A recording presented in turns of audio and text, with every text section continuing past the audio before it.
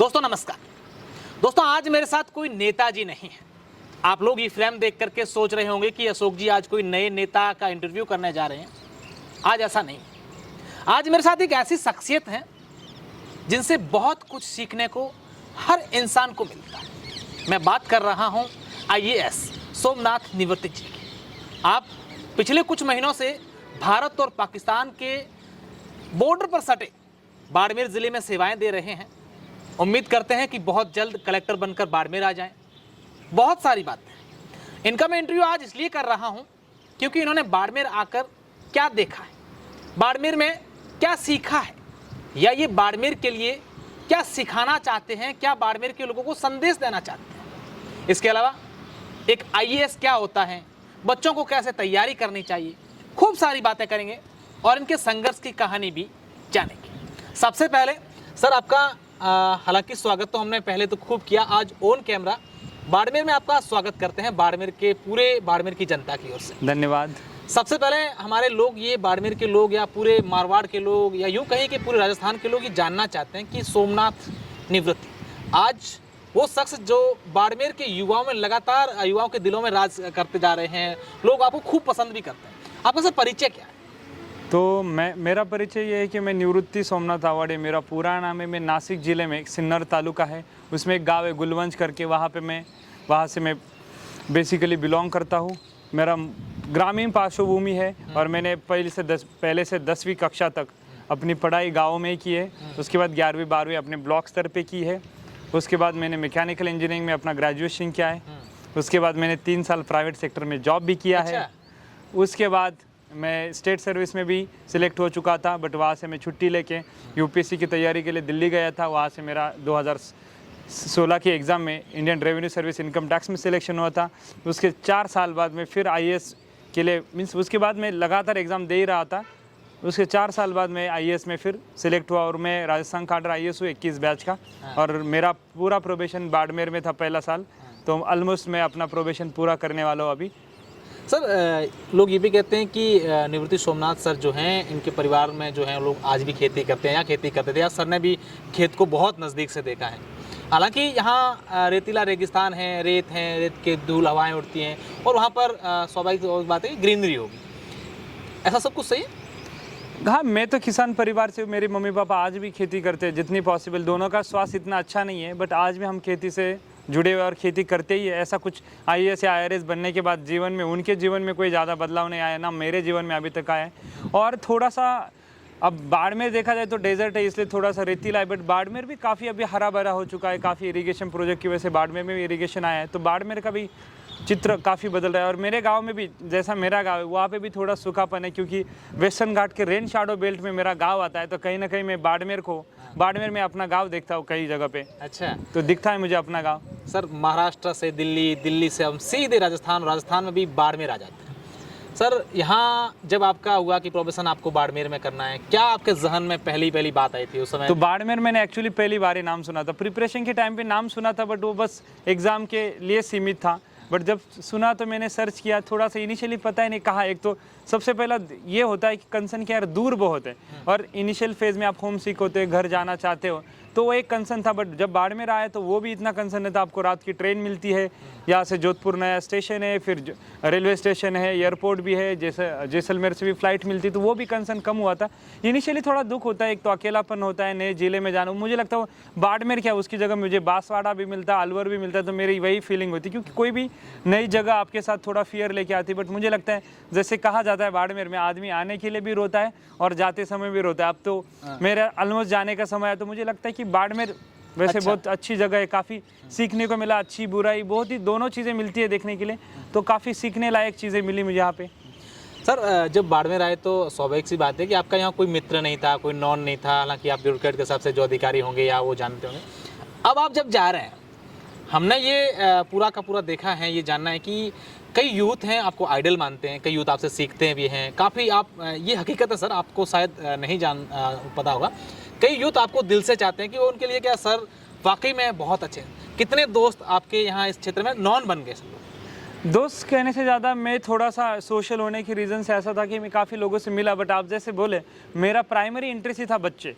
मैंने आप like government school होंगे, प्राइवेट स्कूल होंगे, जहाँ जहाँ पॉसिबल है मुझे माहौल मिला, और स्कूलों के एनुअल फंक्शन थे तो वहाँ पे काफ़ी लोगों को मिला, टीचर से मिला, जो भी पॉसिबल थे। मुझे लगता है ये वाला लोगों में मेरी काफ़ी नॉन लोग मिले मुझे, तो काफ़ी ठीक लगा, क्योंकि नॉन लोगों से ये फ़ायदा पता चल जाता है कि हम प्रशासन के एंगल से अलग सोचते, लोग हमसे क्या उम्मीद करते। तो मुझे लगता है कहीं ना कहीं वो डिमांड सप्लाई इक्वेशन मैच करने के लिए आपको यहाँ की भी मांग पता होनी चाहिए। तो मुझे जो पूरा लगा, जैसे आपने भी देखा हो कि मैं पूरा, जैसे मुझे स्कूलों में बहुत इंटरेस्ट है और वो मेरी रुचि दिनों दिन बढ़ती जा रही है। और इत्तेफाक की बात है कि मुझे लकीली जब मैं दिल्ली में 2 महीने की ट्रेनिंग के लिए जा रहा हूँ, वहाँ भी मुझे स्कूल एजुकेशन मिनिस्ट्री अलॉट हुई। तो कहीं ना कहीं मुझे लगता है मेरा सौभाग्य है कि शिक्षा के क्षेत्र में मैं कुछ करूँ, और बाड़मेर ने एक प्रयोगशाला की तरह से मुझे ट्रीट किया और मुझे काफ़ी सीखने को मिला। तो स्कूलों में जाके पढ़ाने के आनंद ही अलग है, और कहीं ना कहीं मुझे लगता है क्रांति, जो लोक क्रांति होगी यहाँ पे, वो स्कूलों से शुरुआत होगी। मैं आपको बीच में से रोकना चाहूँगा, स्कूल से काफ़ी कनेक्शन है आपका, आप जाते हैं बाड़मेर में सरकारी स्कूलों में जाके वहाँ की व्यवस्था परिवर्तन करना या तमाम चीज़ के जो नवाचार करने, ये ऐसा कोई विशेष कनेक्शन है सर? मुझे लगता है कि आप जैसे बोला, मैंने अपनी पार्श्वभूमि बताया, मैं एक गांव से बिलोंग करता हूँ, तो मैं भी एक सरकारी स्कूल में पढ़ा हूँ। मुझे लगता है बहुत बच्चे यहाँ पे जो वंचित है, अति वंचित समाज के घटक है, तो उनको कहीं ना कहीं अच्छी स्कूलिंग मिल नहीं रही। तो जहाँ अपन गवर्नमेंट की स्कूल ही अच्छे हो जाए, टीचर मोटिवेटेड रहे, बच्चों को अच्छे से पढ़ाए। और बाड़मेर में विशेषता ये कि हमारा ढानियों का प्रदेश है, तो यहाँ बच्चे बहुत दूर से स्कूल के लिए आते हैं। तो मेरे टीचर्स का हमेशा यही निवेदन रहता था, आदेश नहीं, निवेदन रहता था कि सर बच्चे 6 किलोमीटर से चल के आ रहे हैं, तो हमें 4 या 6 घंटे जो पढ़ाने, बहुत रुचि लेके पढ़ाने, जिसकी वजह से बच्चे ड्रॉप आउट ना हो जाए, जिसकी वजह से बच्चे अगले दिन आना चाहेंगे। तो मुझे लगता है ये क्रांति मुझे स्कूलों में करने की इच्छा है। अकेला आदमी नहीं कर सकता, बट जितना मैंने छोटा सा प्रयास किया है, मुझे लगता है कहीं ना कहीं आगे आके भी लोग काम करेंगे। जहाँ जहाँ मुझे भी मौका मिलेगा, शिक्षा एक ऐसा क्षेत्र है जिससे पूरा समाज बदलेगा तो बाकी सभी प्रॉब्लम्स मुझे लगता है कहीं ना कहीं कम हो जाएंगे। बाड़मेर के रेतीले धोरों में जो स्कूल हैं, शिक्षा के मंदिर है सर, वहाँ क्या पाया आपने? वहाँ मैंने काफ़ी मेहनती बच्चे पाए, जिनमें हम इंग्लिश में कहते हैं रेजिलियंस, परजीवरेंस, ये हम सुनते थे, मैंने ये देखा है। जहाँ बच्चों को समय पे पानी नहीं मिलता है, अस्पताल दूर है, स्कूल दूर है, उसके बावजूद भी बच्चे आके पढ़ते हैं। और जो जिज्ञासा है नए चीज़ें जानने की, कभी ना कहीं मुझे लगता है, चलो बहुत हम सिटी दिल्ली मुंबई जैसे सिटी से कंपेयर नहीं कर पाएंगे, बट जिस माहौल में, जिस इकोसिस्टम में हम पल बढ़ रहे, हमारे बच्चे बहुत मेहनती। तो मुझे इसलिए हमेशा ये लगता है इनके एस्पिरेशंस थोड़े हम बढ़ाएंगे तो ये मेहनत के साथ, ये जिंदा रहने के लिए इतनी मेहनत करते हैं, तो कोई भी क्षेत्र में जाएगा, उनको जर्नलिस्ट बनना हो, IAS ऑफिसर बनना हो, नेता बनना हो, डॉक्टर बनना है, इंजीनियर बनना है, टीचर बनना है, कोई भी फील्ड में जाएंगे, इतनी मेहनत से काम करेंगे तो हमेशा उनको सफलता मुझे लगता है मिलेगी ही मिलेगी। सर जब भी कोई बाड़मेर के युवाओं को देखते हैं, स्टूडेंट्स को देखते हैं, तब ये कहते हैं कि यार बाड़मेर के स्टूडेंट है, देखिए कितने दूर से स्कूल आ जाते हैं, या फिर जिस क्षेत्र में जाते हैं, चाहे मजदूरी करने भी चले गए, तो दिलो जान से अपना काम करते हैं, पढ़ाई में भी करते हैं। कहीं ना कहीं यहाँ के बच्चे जो हैं सर, आप इनको किस एंगल से देखते हैं कि सीमित ठीक है, पुलिस कांस्टेबल, पटवारी, या फिर उस तक सीमित रह करके और फिर अपने काम में लग जाने के बाद दैट्स ऑल?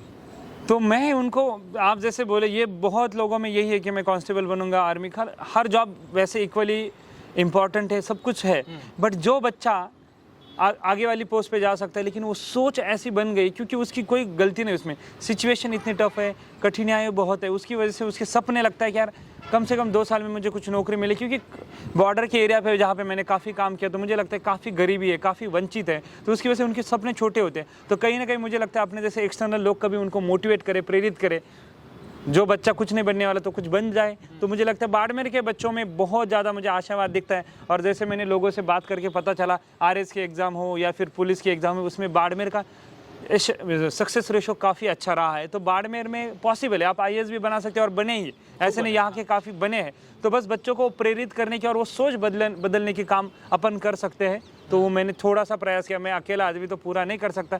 जिस स्कूलों में गया, मैंने बच्चों को उद्देश्य का भी पढ़ाई और उनको मोटिवेट करने की कोशिश की कि यही सब नॉर्मल चीज़ें, आपको कोई भी RS की एग्ज़ाम दोगे, IAS की एग्ज़ाम दोगे, या कोई और एग्ज़ाम दोगे असिस्टेंट प्रोफेसर की, उसके लिए भी यही पाया, आपको कहीं ना कहीं फाउंडेशन आपको फ़ायदा करेगा।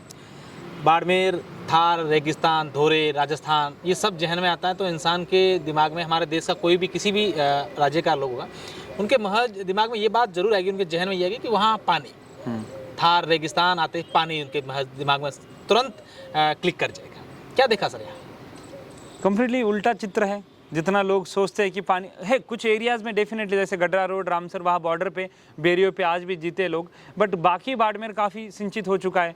वहाँ इंदिरा गांधी नहर का पानी आ रहा है, नीचे नर्मदा से पानी आ रहा है, तो कहीं ना कहीं बाड़मेर में अच्छा पानी मिल रहा है। तो दूर से जो एज एन आउटसाइडर आप सोचते हैं, इवन 2 साल पहले जब मुझे राजस्थान नहीं पता था तो मैं भी ये सोचता था यार पानी कैसे पीते होंगे। तो सिचुएशन काफ़ी समय के साथ, सरकारी प्रयासों के साथ काफ़ी बदलाव आ चुका है। पानी से ज़्यादा मुझे लगता है अभी बदलाव है शिक्षा में बदलाव हो जाए, सोच में बदलाव हो जाए, स्वास्थ्य व्यवस्था में बदलाव हो जाए, तो कहीं ना कहीं मुझे लगता है बाड़मेर उभरता हो रहा है। और मैंने जितना पढ़ा है, बाड़मेर में दुबई बनने का पोटेंशियल है लोग बोलते, तो कहीं ना कहीं बाड़मेर बन सकता है। पोटेंशियल बहुत कुछ है, मुझे लगता है समय के साथ पता चल ही जाएगा अपन को। सर, आप हर वर्ग से जुड़े रहे, आपने समाज के जो हर वर्ग होता है, हर तबके से आप जुड़े। बहुत इंपॉर्टेंट बात है कि बाड़मेर की जो बच्चियां हैं या फिर महिलाएं हैं, उनको सर आप किस रूप में देखते हैं? अपनी जगह संस्कार अपनी जगह है, रीति रिवाज भी जरूरी है, सब ये जरूरी है। लगता नहीं कि कहीं ना कहीं यहाँ की बच्चियाँ या बेटियाँ जो हैं शिक्षा से थोड़ी सी वंचित रह रही? ये आपने सही बात कही, लड़कियाँ शिक्षा से वंचित है। और उसमें मुझे लगता है इट्स ओवरऑल सिस्टमिक फेलियर है, सोसाइटी का फेलियर है, हमारा फेलियर है, सबका फेलियर है। क्योंकि हम एजुकेशन इतना इंटरेस्टिंग बना नहीं पा रहे, या फिर लोगों की सोच नहीं बदल पा रहे कि लड़कियों को एजुकेशन देना कितना इंपॉर्टेंट है। तो बाड़मेर में एक गंभीर समस्या आती है सर। हर गंभीर समस्या का सोल्यूशन मुझे लगता है शिक्षा है। मैं आपको एक स्टेटमेंट बताना चाहूँगा, एक थॉट बताना चाहूँगा। नेल्सन मंडेला आप जानते ही, तो उन्होंने कहा है कि education is the most powerful weapon one can use to change the world. ये स्टेटमेंट जो है भाई, शिक्षा एक इतना प्रभावी साधन है जिससे हम समाज में बदलाव कर सकता है। और ये जो आपने बोला, ये प्रॉब्लम के मैंने रूट कॉज में जाके देखा तो शिक्षा ही मुझे सोल्यूशन दिखता है। तो बाड़मेर जो उभरेगा शिक्षा की वजह से उभरेगा आगे जाके। सर, आप अभी वर्तमान की अगर बात करें तो भारत और पाकिस्तान का वो एरिया जो बस बॉर्डर उससे कुछ किलोमीटर दूर है, वहाँ पर कुछ महीनों से सेवाएं दे रहे हैं। वहाँ पर कई लोग भी आपसे मिलते होंगे, और हमने भी वहाँ से लोगों के वहाँ से जाना तो ये कहा कि सर वहाँ काफ़ी ह्यूमन नेचर से काम कर रहे हैं। लोगों को मानव सेवा के लिए जहाँ जाना होता है या कैसे कोई लोग मिलते हैं, क्या सर वहाँ के लोगों में रहन सहन में किस चीज़ें प्रकार की आपने चीज़ें देखी? क्योंकि वहाँ के लोगों को और अलग अलग जगहों पर परसेप्शन बना हुआ कि वहाँ के लोग ये या वो ऐसा ऐसा वैसा, आपने क्या देखा सर? तो ये जो बोले परसेप्शन वाला प्रॉब्लम मेरे साथ नहीं हुआ, क्योंकि मैं बाहर से हूँ। तो मुझे सभी, मैं बोला मुझे बांसवाड़ा बाड़मेर में कोई अंतर अभी तो नहीं लगता है। तो सेडवा हो, चौटन हो, रामसर हो, मेरे लिए तो सभी सेम है। और मुझे लगता है काफ़ी वंचित वर्ग रहता है, जैसे बाकासर, फागले वाला जो बेल्ट है, काफ़ी वंचित बेल्ट है। तो उनके लिए हमने काम करने का प्रयास किया। पूरा तो काम मैं अकेला नहीं कर पाऊँगा, काफ़ी उनके कंप्लेंट्स आती थी, सॉल्व करने की कोशिश की। ह्यूमन नेचर बहुत ज़रूरी है। जिस समय में हम जी रहे, जिस समय में हम पब्लिक सर्विस दे रहे हैं, मुझे लगता है ह्यूमैनिटी उसमें नहीं होगी या ह्यूमन अप्रोच नहीं होगा तो मुझे लगता है हमारा फिर सर्विस देने का कोई मतलब नहीं। जिसमें सर्विस है उसमें मानवता आनी चाहिए। और मुझे लगता है वही छोटा सा प्रयास में हर बार मैं थोड़ी पूरी मानवता के साथ काम कर पाया, बट जितना भी पॉसिबल है मैं कॉन्शियसली ये ट्राई करता हूँ कि भाई लोगों को जितना प्यार से बात करके उनके प्रॉब्लम समझ ले, पेशेंट हेयरिंग दे दे, उसके बाद काम सॉल्व हो रहा है कि नहीं वो अगला वाला मैटर है। कभी लीगल होता है, कभी नहीं होता है, बट वो कोशिश करनी चाहिए एज अ सर्वेंट।